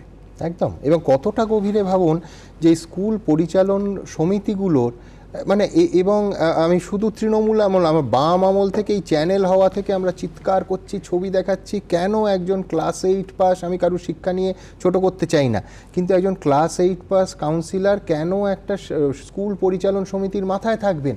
এই ব্যাধি তখনও ছিল, এখন আরো জেঁকে বসেছে। আচ্ছা, আমার না খুব কিউরিওসিটি আছে এই নিয়ে। আমি একদিন একটা কি person interested in education, PIE, হ্যাঁ, তারা গভর্নমেন্ট নমিনি হয়। তো আমি জানতে চাইছিলাম পার্সন ইন্টারেস্টেড ইন এডুকেশন, তাকে নিঃসন্দেহে বড় ডিগ্রিধারী হতে হবে না? এরকম অনেক মানুষ প্রাচীনকালে ছিল যারা নিজেদের ডিগ্রি নেই, কিন্তু তারা চেয়েছিল যেন আমার ছেলে মেয়েগুলো পড়াশুনো করে, আমার গ্রামের ছেলেগুলো যাতে পড়াশুনো করে, তার জমিটি সে দিয়ে গেছে, স্কুল হয়েছে। এই পার্সন ইন্টারেস্টেড ইন এডুকেশন হ্যাঁ। অবজেক্টিভটা খুব সুন্দর।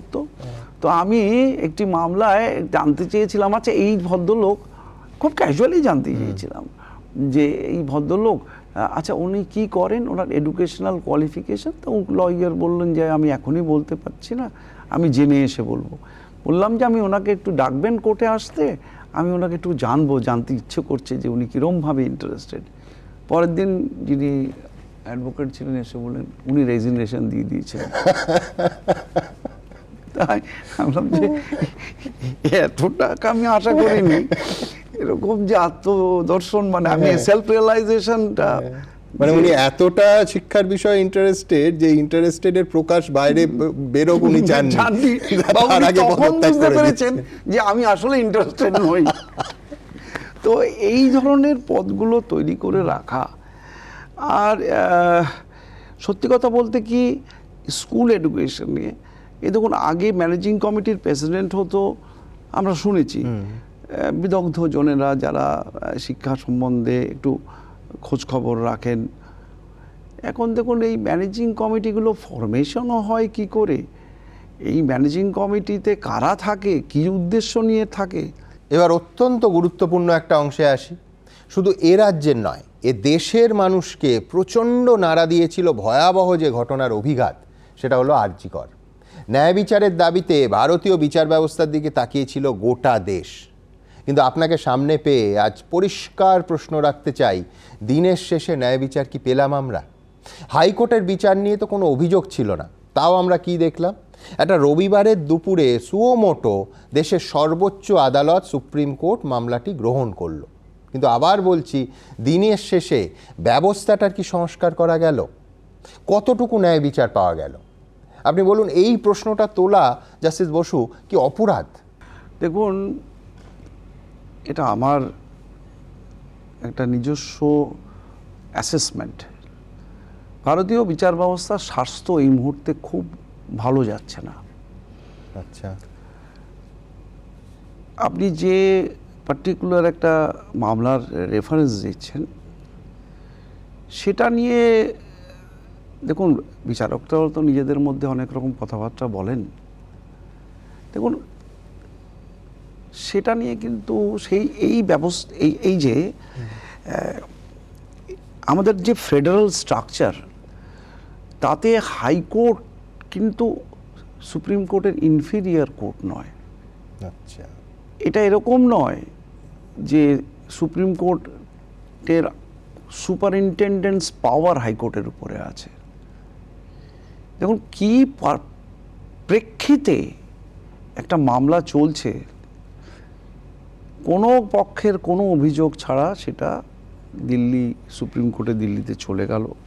অ্যাটলিস্ট এটা আমি আমার ক্ষুদ্র বুদ্ধি দিয়ে ব্যাখ্যা করতে পারবো না, কিন্তু এই ব্যবস্থাটা যদি চলতে থাকে, সেটা আমি আবার বলছি, এটা কিন্তু বিচার ব্যবস্থার স্বাস্থ্যের পক্ষে ভালো নয়।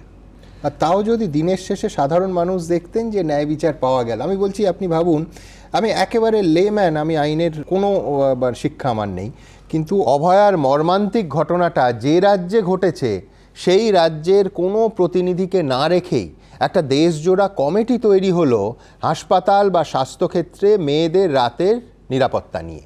প্রধান বিচারপতি হিসেবে তার শুনানির শেষ দিন ডিওয়াই চন্দ্রচূড় নিজেই বললেন যে এই কমিটির কাজ তেমন এগোয়নি, তিনি হতাশ। মানেটা কি? কারা সুপ্রিম কোর্টের নির্দেশ সত্ত্বেও সেই কাজটা করলো না? তাদের কি কোনো শাস্তি হলো? তারপর কি হলো? একটা সুরক্ষা কাঠামো তৈরি করার কাজটা আদৌ কি এগোলো? না, আমরা জানতে পারলাম না। দেখুন, ভারতীয় বিচার ব্যবস্থা সম্পর্কে চূড়ান্ত শ্রদ্ধাশীল আমরা সব সময়, আমার দর্শকেরা জানেন। কিন্তু আর.জি. করের ঘটনার এত মাস পর যদি কারুর মনে হয় যে আসলে ঘটনাটাকে ধামাচাপা দেওয়ার চেষ্টা হয়েছে, কৌশলে শুধুমাত্র মানুষের ওই ক্রোধটাকে প্রশমিত করার চেষ্টা হয়েছে, তাকে কি খুব দোষ দেওয়া যাবে জাস্টিস বসু? দেখুন, আপনি যেভাবে বিষয়টা দেখছেন, সেটা এই ওপিনিয়ন ফর্ম করতে গেলে যে ইনফরমেশানগুলো থাকা দরকার, সেই ইনফরমেশানগুলো আমার কাছে নেই। কিন্তু আপাতভাবে যে ব্যাখ্যাটা আপনি দিচ্ছেন, সেই ব্যাখ্যাটা খুব অযৌক্তিক নয়। তাহলে দায়িত্ব এসে পড়ে কার উপরে? সেই বিচার ব্যবস্থার উপরে যে যে অনাস্থা বা যে এটা ডিসস্যাটিসফ্যাকশন তৈরি হচ্ছে, সেটা ইরেজ করতে আর দায়িত্ব কিন্তু এসে পড়ে আবার সেই মানে জুডিশিয়াল সিস্টেমটার উপরে। দেখুন, আরজি করের মামলার টিটবিটস আমি জানি না, কেননা ইনফ্যাক্ট একজন বিচারপতির সঙ্গে অন্যের ঘটে কি মামলা হচ্ছে তাই নিয়ে মাথা গলানোর সময় থাকে না, সম্ভব নয় সেটা জানা। কিন্তু যেটা আমার কাছে হয়েছিল সেটাতে আমার স্ট্যান্ড খুব পরিষ্কার। আপনি জানেন আমি রায় দিয়েছি, একটার পর একটা রায় দিয়েছি। তাতে আমার মনে হয়েছিল যে অথরিটিরা যেটা করেছে সেটা ঠিক বেআইনি, সুতরাং আমি সেই অনুযায়ী রায় দিয়েছি। একদম। আমি বলছি এর কারণ বোধহয় একটা, যে মানুষের এক্সপেকটেশনের জায়গাটা বিচার ব্যবস্থা সম্পর্কে বিপুল। মানে ওই আলোচনা হচ্ছিল না, তাহলে এই কাজটা কে করবে, মানে বেড়ালের গলায় ঘন্টা কে বাঁধবে। মানুষ যখন সব জায়গা থেকে দেখে যে সবাই মুখ ফিরিয়ে নিচ্ছে, একমাত্র তার ভরসার জায়গা হচ্ছে ভারতীয় বিচার ব্যবস্থা, যার ফলে হয়তো এক্সপেকটেশনও বাড়ছে। আমি বলি, এই রিট পিটিশন তো আপনি অজস্র দেখেছেন, তার প্রথম লাইন থাকে petitioner is a law abiding citizen.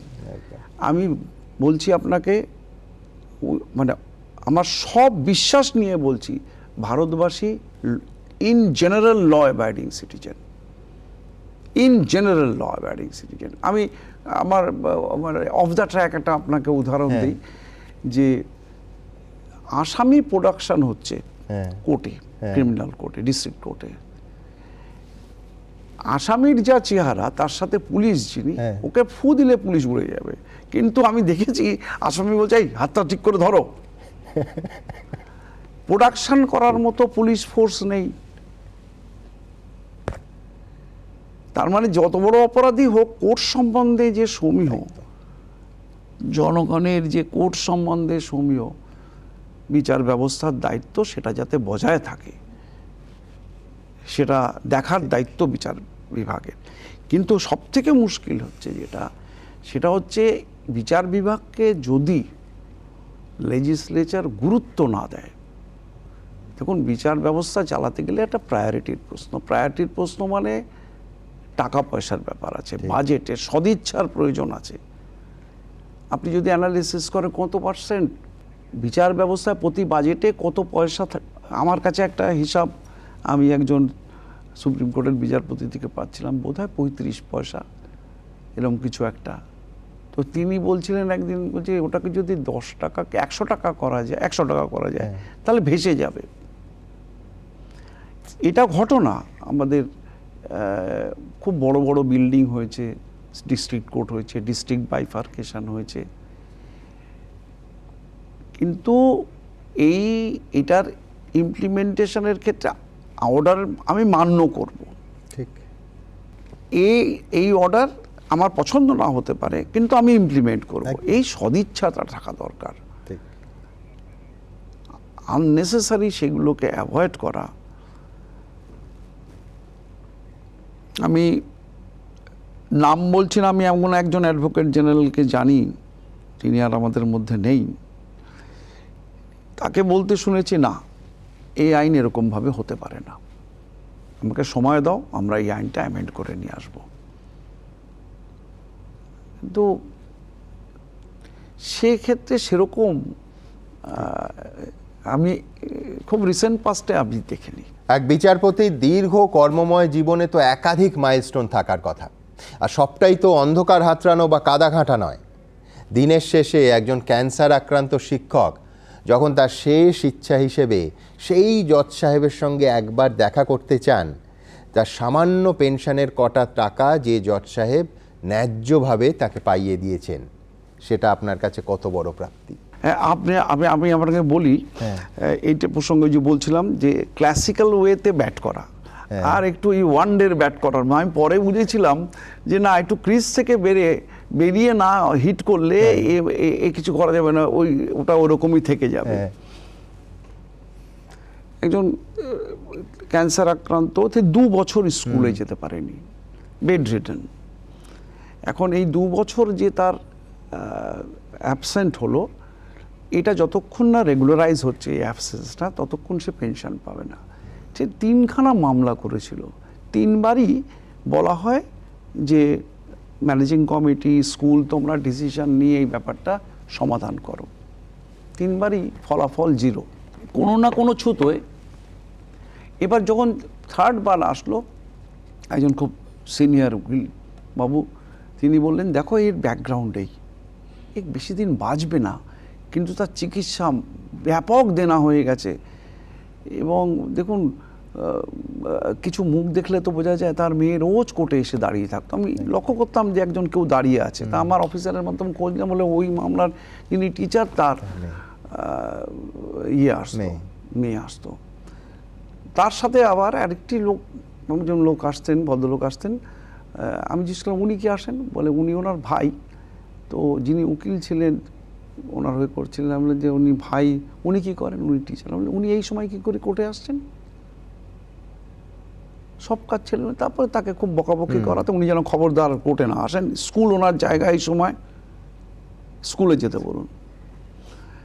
এরপর যেটা হলো, যখনই বলা হয় তখনই দেখা যায় যে স্কুল বলে যে ওনার এই কাগজটা ঠিক নেই, উনি কেন ওই অ্যাপেলোতে দেখাচ্ছেন, কেন ওইখানে দেখাচ্ছেন না, একটার সাথে একটা মিলছেন না।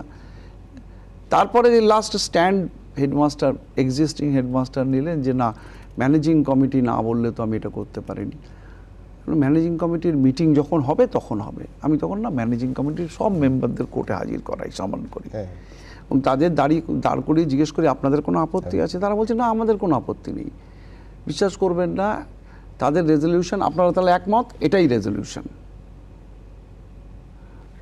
আপনারা কদিন ওর দেখা গেল 2 মাস কি 3 মাস তার প্রাপ্য ছুটি আছে, এটা স্যাংশন করুন, বাদ বাকিটুকু বোর্ডে পাঠান, বোর্ড সেটা বিচার করবে, তাকে উইথ পে আর উইদাউট পে স্যাংশন দেবে। সে পুরো ঘটনাটা বোর্ডও 7 দিনের মধ্যে সেটা করে দেওয়ার পরে উনি পান।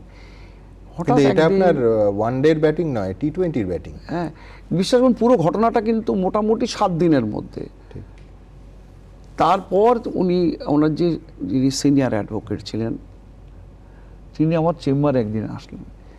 এসে উনি বললেন যে গতকাল উনি মারা গেছেন, কিন্তু মরে যাওয়ার কোনো একটা শেষ ইচ্ছে ছিল। উনি বলেছিলেন আমাকে স্ট্রেচারে করে একদিন জজ সাহেবের কাছে নিয়ে যাবেন, আমি অন্ততপক্ষে দেনাগুলো শোধ করে যেতে পারলাম ওই টাকায়, আমার মেয়ের মাথায় দেনা চাপিয়ে দিয়ে যায়নি। দেখুন, আপনি প্রাপ্তি একজন মানুষের, এটা বলতে পারেন, এটাই আমার প্রাপ্তি। এখন কথা হচ্ছে যে আপনি যদি এই মানবিকতা এক্সপেক্ট করেন, আপনি যদি সে মোরাল স্ট্যান্ডার্ড ফিক্স করতে যান, আমি বলেছিলাম সেই যিনি হেডমাস্টার যে আপনিও একদিন রিটায়ার করবেন। এই দেখুন, এইগুলো হচ্ছে পার্সোনাল পারসেপশন, এগুলো খুব বড় ব্যাপার নয়, কিন্তু কোনখানে হয়ে দাঁড়ায় যে যখন দেখা যায় ব্যাপারটা ইনস্টিটিউশনালাইজ, যেরকম ডিআই। আমি আরেকটা উদাহরণ দেব আপনাকে, যেরকম ফ্যামিলি পেনশন। ফ্যামিলি পেনশনের ক্ষেত্রে কত টাকা, 3,000 না কত টাকা যদি হয় তার ইনকাম, তাহলে সেই তার মেয়ে, অবিবাহিত মেয়ে, যদিও এনটাইটেল, ফ্যামিলি ইনকাম এতটা হলে তারা পাবে না। আমি তখন তুই জিজ্ঞেস করলাম 3,000 টাকা কোনো টাকা হলো? 3,000 টাকা তো এমনিতে তার পাবেই, তার মানে সে ফ্যামিলি পেনশন পাবে না মানে? এরপরে আমি একটা রায় দিই, তাতে বলি যে তুমি যেহেতু স্টেট গভর্নমেন্টের অন্যান্য এমপ্লয়ীদের ক্ষেত্রে এই ইনকামটা 9,000, কেন শিক্ষকদের ক্ষেত্রে সেটা হবে না? ঠিক, একদম। এবং এটাও বলি যে পার্টিকুলার ওনার জন্য নয়, তোমরা একটা নোটিফিকেশন করো, যাতে করে প্রত্যেককে কোর্টে সেটা না করাতে হয়। একদম। আর ডিস্ট্রিক্ট ইন্সপেক্টর অফ স্কুলসদের একটা অসুবিধা আমি ফিল করেছিলাম, সেটা হচ্ছে ওনারা কোনো রায়ের ভিত্তিতে সেটাকে জেনারেলি সবার ক্ষেত্রে অ্যাপ্লাই করাতে পারেন না। আচ্ছা, তাদের অপেক্ষা করতে হয় কখন এডুকেশন ডিপার্টমেন্ট একটা জিও ইস্যু করবে, তখন তারা কিন্তু সেই বেনিফিটটা সবাইকে দিতে পারবে, তাদের চাকরির দায় এটা। কিন্তু আলটিমেটলি একজন ব্যক্তি মানুষের জীবনে কি বর্তাচ্ছে, এই যে দেখুন এই কাজগুলোর ক্ষেত্রে ব্যক্তিগতভাবে আমি মনে করি এগুলো তো অ্যাডমিনিস্ট্রেটিভ জব, এগুলো ঠিক আইনের ব্যাখ্যার জায়গা নয়। একটা হাইকোর্টে আইনের ব্যাখ্যা হবে, কিন্তু আজ কলকাতা হাইকোর্টকে ঢেকে আছে এডুকেশন স্ক্যাম। এডুকেশন কি স্ক্যাম, শিক্ষকের চাকরির স্ক্যাম। ছাত্র কোথায়? ছাত্রের সিলেবাস আপডেট হচ্ছে না কেন? আমার একটাই কল, যদি না সাধারণ মানুষ এ বিষয়ে সচেতন হয়, কোর্ট একা কিছু করতে পারবে না। একদম। আরেকটা অন্য বিষয়ে আসি, বিভিন্ন এজলাসে আমরা তো এখন লাইভ স্ট্রিমিং দেখি, সেগুলো দেখলে অধিকাংশ সাধারণ মানুষের মনে প্রশ্ন উঠবে যে ইংরেজরা এই দেশ ছেড়ে চলে যাওয়ার ৮০ বছর পরেও কেন দিনের পর দিন ত্রুটিযুক্ত দুর্বল ইংরেজিতে আদালতের কাজ হবে। আমি অত্যন্ত সচেতন হয়ে আপনার কাছে এই প্রশ্নটা করছি, কারণ আপনি সেই বিচারপতি যিনি 2025 সালের 21শে ফেব্রুয়ারি আন্তর্জাতিক ভাষা দিবসে, মাতৃভাষা দিবসে নিজের এজলাসের সমস্ত মামলার সিংহভাগ শুনানি আপনি বাংলা ভাষাতে করেছিলেন, নজির তৈরি করেছিলেন। আমি বলছি জাস্টিস বসু, এই ঔপনিবেশিক হীনমন্যতা থেকে আমাদের কবে মুক্তি ঘটবে? কেন আমরা মাতৃভাষায় আদালতের কাজকর্ম চালাতে পারবো না? দেখুন, আপনি যে প্রশ্নটা আমাকে করলেন, হ্যাঁ, সেই প্রশ্নের সূত্র ধরে আমি ওই 21শে ফেব্রুয়ারির ওই অনুষ্ঠানটা করার পরে বাংলাদেশ থেকে কিছু বিচারপতি আমার সাথে যোগাযোগ করে। আচ্ছা, ওনার সাথে একটা বন্ধুত্বের সম্পর্ক হলো, ভাষাভিত্তিক বন্ধুত্বের সম্পর্ক একদম। তো উনি একবার ওনার চেম্বারে জীবনানন্দ দাশ কোথায় আছে হ্যাঁ, আর রবীন্দ্রনাথ কোথায় আছে তার ছবিটি পাঠালেন। আচ্ছা, অ্যাক্সিডেন্টালি অর ইনসিডেন্টালি ঠিক সেই পজিশনে আমার লাইব্রেরিতে ওইভাবে আছে। তো আচ্ছা। আমি ওনাকে ছবিটা পাঠিয়ে বললাম, হ্যাঁ। বিভাজনটা কোথায়? হ্যাঁ, তো উনি আমাকে দেখালেন যে ওনার বাংলায়ও রায় লেখা, ইংরেজিতেও রায় লেখা। দেখুন, একটা ভাষা সম্বন্ধে, আমার বাংলা ভাষা সম্বন্ধে, আপনিও খুব সুন্দর বাংলা ভাষায় সবটাই পরিচালনা করেন, একটা জীবন্ত ভাষা তার লক্ষণ হচ্ছে সে তার পাশে যা শব্দ পাবে একদম গ্রহণ করবে, আমার ভাষায় গিলে ফেলবে। একদম, যত গিলে ফেলবে তত সমৃদ্ধ হবে সেই ভাষা, তত বেশি দীর্ঘজীবী একদম হবে। তাই, একদম তাই, বিজ্ঞান এটা বিজ্ঞান। আজকে বাংলা ভাষায় দেখুন, আমার একটা নিজস্ব ডগমা যদি থাকে বলতে পারেন, সেটা তাই। কিরকম? আমি ফোনে কখনো হিন্দিতে কেউ আমাকে যদি কোনো প্রোডাক্ট বিক্রি করতে চাই, আমি প্রথমেই বলি, ভাই বাংলায় বলতে পারবে? কেন তুমি একটা জিনিস আমাকে বিক্রি করবে, আমাকে আমার ভাষায় তোমাকে বোঝাতে হবে। আমি যত বড় রেস্তোরাঁতেই খেতে যাই কলকাতার মধ্যে, আমি বাংলা ছাড়া বলি না, এটা আমি প্রিন্সিপালি বলবো না। এবং বাংলা যত বেশি করে আমাদের কাজের ভাষা হবে, তত সেই ভাষা আরো আমি বলি, আমার এই যে আপনি বলি আপনাকে, কেন আমাকে জন্ম যে কেন আপনি এটা বলছেন, সে আপনাকে একটা বলছেন যে ধরুন ইন্স্যুরেন্স, সারাদিন আমাদের ফোন আসে। একদম। দেখো, একটা সময় না ফিল করবে, কিছু প্রোডাক্ট বিক্রি করতে গেলে বাংলায় কাউকে কথা বলাতে হবে, সুতরাং একটা বাঙালি ছেলেকে আমাকে নিতে হবে, তাহলে একটা ভাষা, এই ভাষা জানা লোককে দেবে। ধরুন আমি বাগডোগরা থেকে কলকাতায় আসছি, যে বিমান সেবিকা আসলো, তাকে আসার পরে সে ইংরেজিতে বলছে, আমি বললাম তুমি বাংলা জানো না? তোমার তো মনে হচ্ছে বাঙালি নাম। বলে হ্যাঁ। তার বাংলায় বলো না কেন? তোমারও বলতে সুবিধা হবে, আমারও বুঝতে সুবিধা হবে। এই যে সার্কিট বেঞ্চ ওপেনিং হলো, এটাতে আমি পয়েন্ট করেছিলাম যে যেহেতু এটা একটা জেলায় এবং এখানে মেনলি বেঙ্গলি স্পিকিং পিপল, ডিপার্টমেন্টগুলোর নাম যেন বাংলা হরফে লেখা হয়, সেটা অ্যাকসেপ্টেবল হয়েছেও সম্ভবত, কারণ এখনো তো চালু হয়নি। একদম। ধরুন আপিল বিভাগ লেখা থাকবে, সার্কিট বেঞ্চ জলপাইগুড়ি বাংলায় লেখা থাকবে। আর একটি বিষয় আমি তুলেছিলাম, যেটা মনে হয় আমাকে একজন খুব সিনিয়র অ্যাডভোকেট তিনি বলেছিলেন তিনি বিষয়টা দেখবেন। আমি বলি কল্যাণবাবুই বলেছিলেন দেখবেন। সেটা হচ্ছে, আমি একটু গাড়ি নিয়ে ঘোরার খুব অভ্যেস আছে সারা ভারতবর্ষে।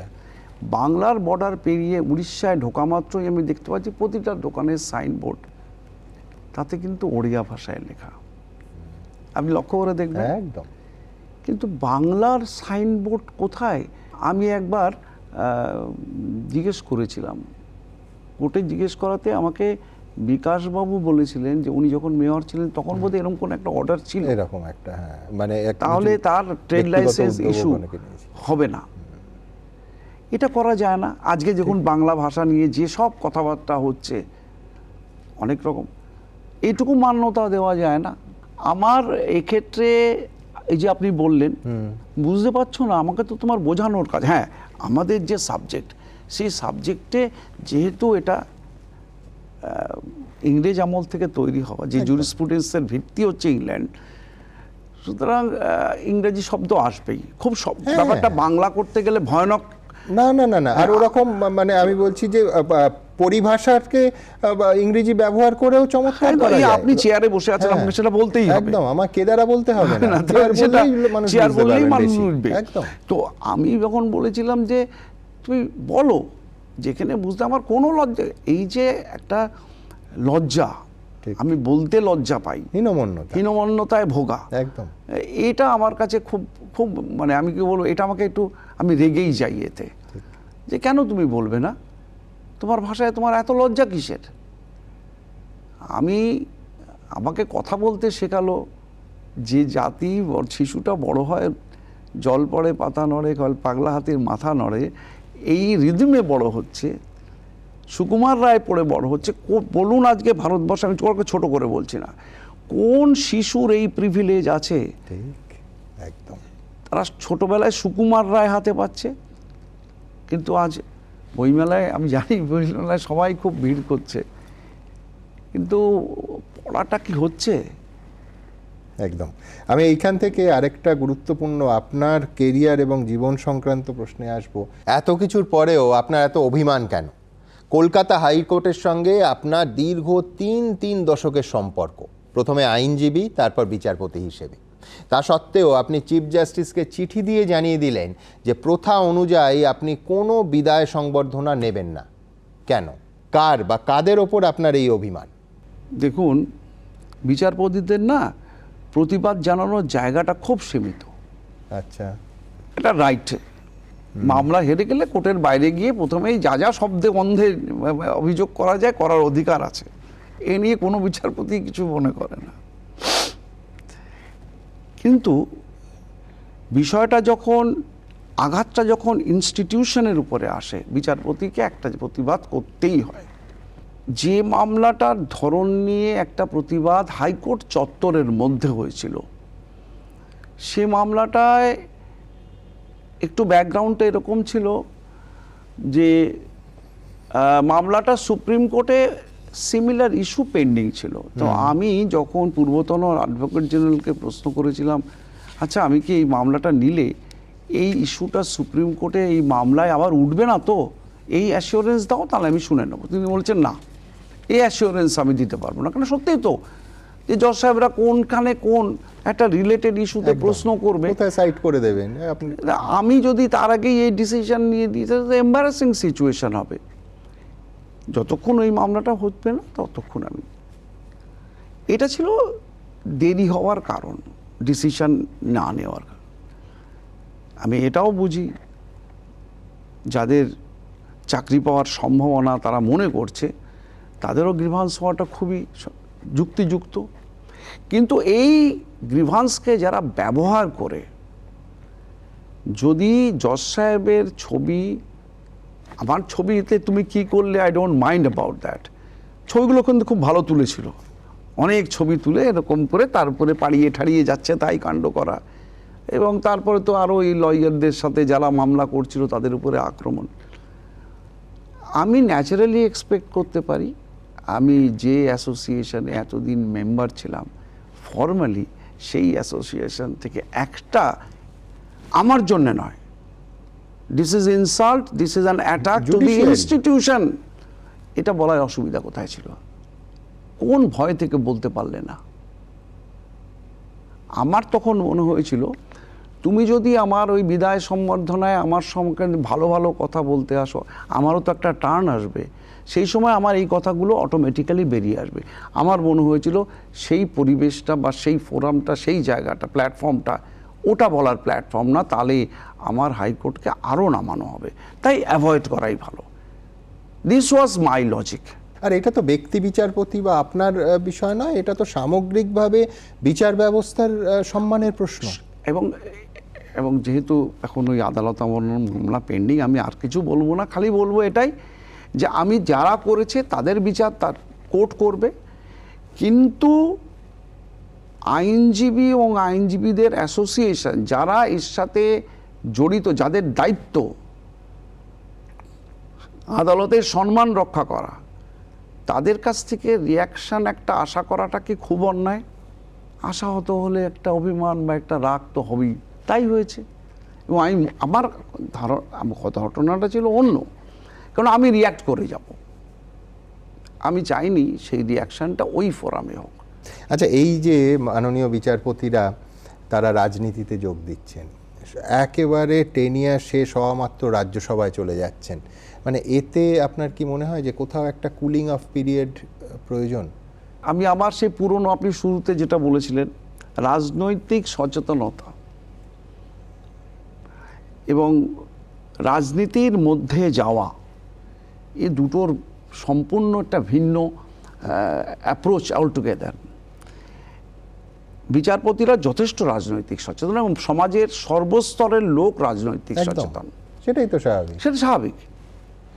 তার এক্সিস্টেন্সে নির্ভর করছে সে কোন রাজনৈতিক এনভায়রনমেন্টের মধ্যে থাকে, সুতরাং তাকে হতেই হয়। কিন্তু রাজনীতি আমি কেন করব? আমার খুব আপত্তি আছে একটি কথায়, সেটা হচ্ছে পলিটিক্যাল কেরিয়ার। পলিটিক্স কারোর কেরিয়ার হয় নাকি? এখন কিন্তু এটা অ্যাকসেপ্টেবল যে এই কাজটা করলে ওনার পলিটিক্যাল কেরিয়ার ক্ষতিগ্রস্ত হবে। তো কেরিয়ার হিসেবে যদি কেউ পলিটিক্স করতে চায়, তাতে আমার তীব্র আপত্তি আছে। তাহলেই ভাবুন যে সরাসরি একজন বিচারপতি তার টেনিয়া শেষ করেই বা শেষ না করেই যদি রাজনীতিতে যান, কারুর এই আশঙ্কা বা এই সন্দেহ হতেই পারে যে কুইট প্রোকো, একেবারে কোনো বিনিময় হয়েছে। কোনো বিচারপতির আসন থেকে সরাসরি রাজনীতিতে আসাকে আপনি নিজে কোন চোখে দেখেন? দেখুন, আমি কোনো সম্ভাবনাকে কোনোরকম মেটেরিয়াল সাপ্লাই করতে রাজি নই। জনগণের perception based on a fact, এই ফ্যাক্টটাতে যদি তার এই ধারণা তৈরি হয়ে থাকে, যেটা খুব সঠিক ধারণাই বলবো, আমি কেন তাতে একটু সংযোগ করব?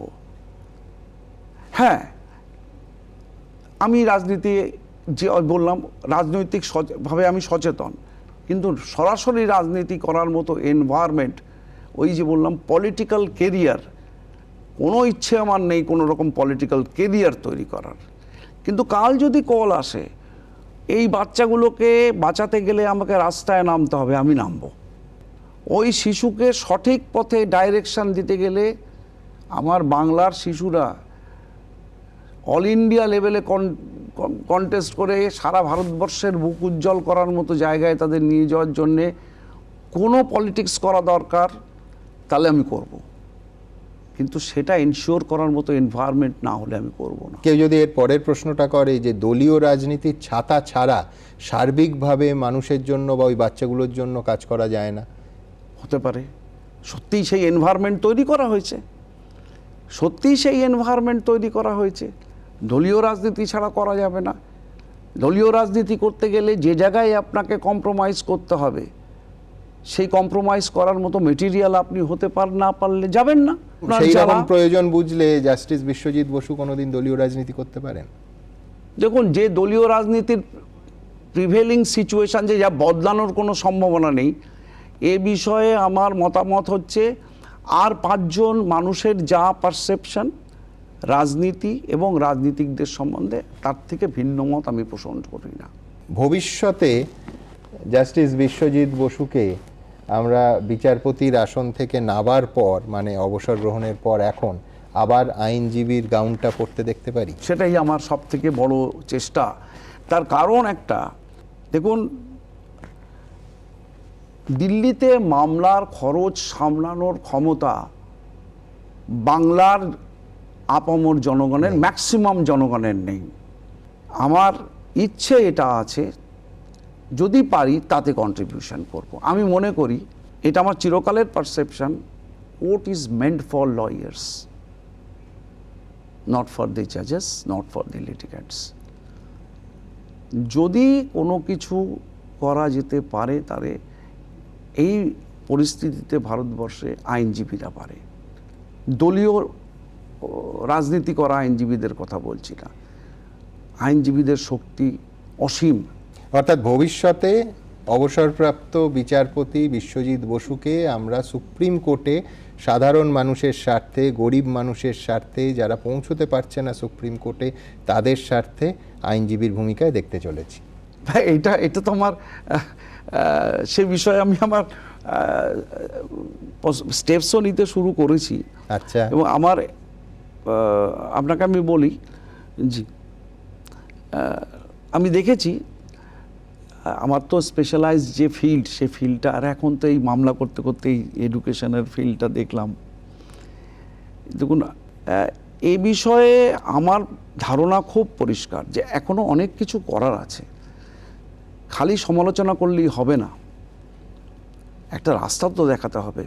সে রাস্তায় যদি ব্যক্তিগত উদ্যোগে যেটুকু করা যায় সেরকমই করতে হবে। একদম। আমার শেষ প্রশ্ন, ঘটনাচক্রে আজকে সুপ্রিম কোর্টে এই রাজ্যের মুখ্যমন্ত্রীকে আমরা দেখেছি এই গোটা বিষয়টা নিয়ে পিটিশনার হিসেবে তিনি সওয়াল করেছেন, আপনার কি মত? আমি অবশ্য ব্যাপারটা জানি না, আমি এখানে আসার পর শুনলাম। তো ভালো, এসআইআর বিষয় ভালো, এটা তো ভালো। আমি তো মনে করছি, আমার পুরনো কথাই দিয়ে আছি, হ্যাঁ, যে আইনজীবীর শক্তি অসীম। উনি যদি আইনজীবী হিসেবে কিছু করে থাকেন, আমি তো স্যালুট করব। কারণ একটা জিনিস আমি জানি, ওনার আইনের একটা ডিগ্রি আছে। না, এক্ষেত্রে অবশ্য টেকনিক্যালি আইনজীবী হিসেবে উনি করতে পারেননি, পিটিশনার হিসেবে মানে ইন ওনাকে পার্সন করেছিলেন, ইন পার্সন করেছিলেন। এটা খুবই ভালো কথা, খুবই ভালো কথা। তাহলে মানে আমি বলবো, উনি তো, আমি যতদূর জানি, উনি বোধহয় হাইকোর্ট বার অ্যাসোসিয়েশনেরও মেম্বার ছিলেন। তো আইনের ডিগ্রি আছে, আইন বোঝেন, করে থাকলে করে থাকবেন। তবে এটা ঘটনা যে এটা সত্যি একটা নোবেল আইডিয়া বটে, এবং সবাই যদি এরকম যারা চান তারা যদি করেন, সুপ্রিম কোর্টে বিচারপতিরা সত্যি সত্যি বুঝবেন যে আইনজীবীরা কোন এক্সটেন্ট পর্যন্ত যেতে পারেন। আপনি বলছেন একটা নজির সৃষ্টি, একটা নজির সৃষ্টি, এবং আইনজীবীদের ক্ষমতা আরেকবার এর মধ্যে প্রতিফলিত হবে। আইনজীবীরা কিন্তু খুব উৎসাহিত হবে, আইনজীবীরা কিন্তু খুব উৎসাহিত হবে নিশ্চয়ই। দেখুন, যে কোনো ক্লাবে যদি সংখ্যা বাড়েন, তা তো সেটি একটা ভালো লক্ষণ। অনেক ধন্যবাদ আপনাকে। অনেক ধন্যবাদ, অনেক ধন্যবাদ। দেখুন, আমাদের সুমহান ভারতীয় বিচার ব্যবস্থার যে স্তম্ভদের বহুমূল্য পর্যবেক্ষণ, রায় এবং পথনির্দেশের ওপর আলো ফেলার চেষ্টায় আমরা সংবাদ মাধ্যমে ঘন্টার পর ঘন্টা এয়ারটাইম ব্যয় করি, কিংবা পাতার পর পাতা নিউজ প্রিন্ট খরচ করি, সৌভাগ্যক্রমে সেই বিচারপতিদের যদি কোনোদিন প্রশ্নের নাগালে পাওয়া যায়, সময়ের সীমানা স্বাভাবিকভাবেই ছাড়িয়ে যায়। আজ সেই রকম একটা বিরল ঘটনা। যাই হোক, জাস্টিস বসুকে অসংখ্য ধন্যবাদ আমাদের সময় দেওয়ার জন্য। খুব ভালো থাকবেন, এই বঙ্গ সমাজের জন্য, আমাদের সবার জন্য।